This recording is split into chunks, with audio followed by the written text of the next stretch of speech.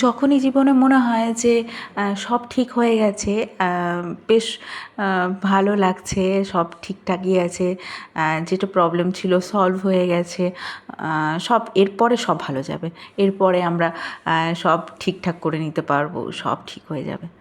কিন্তু তারপরেই দেখি যে না, আবার কিছু না কিছু প্রবলেম চলেই এসছে।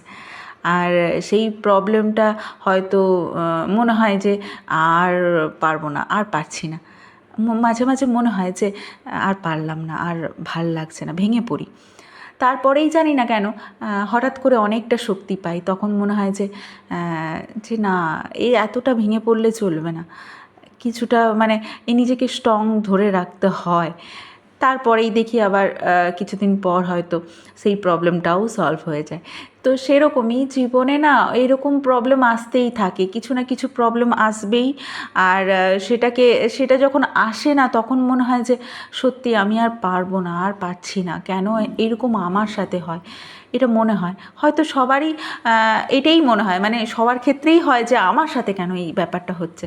কিন্তু সবার ক্ষেত্রেই হয়ে থাকে, মানে প্রতিটা মানুষের ক্ষেত্রেই জীবনে প্রবলেম আসতেই থাকবে।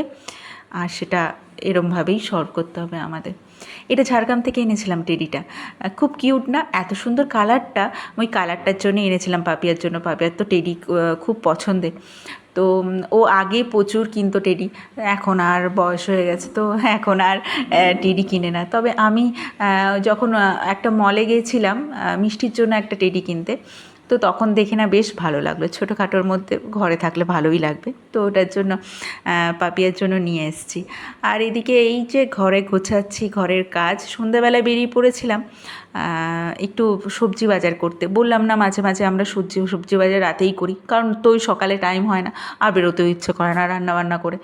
তাই যতটা পারি মানে মোটামুটি করি, আর নাহলে রবিবার দিন করতে হয়, এই আর কি। রবিবার দিন একটু বেশি করে করে আনতে হয়, আর রাতের দিকে যতটা পারি করে নিই আর কি।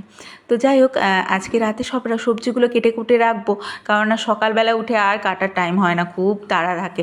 তাই সকালবেলা উঠে আর কিছু করি না, আগে রাতেই সব কেটে ঠিকঠাক করে গুছিয়ে রেখে দিই, তাহলে আর সকালবেলা তাড়া হয় না। সকালবেলা ঘুম থেকে উঠেই চাটা খেয়েই সবজি টবজি চাপিয়ে দিতে পারবো। যাই হোক, চলো আজকের জন্য এইটুকুই, টাটা।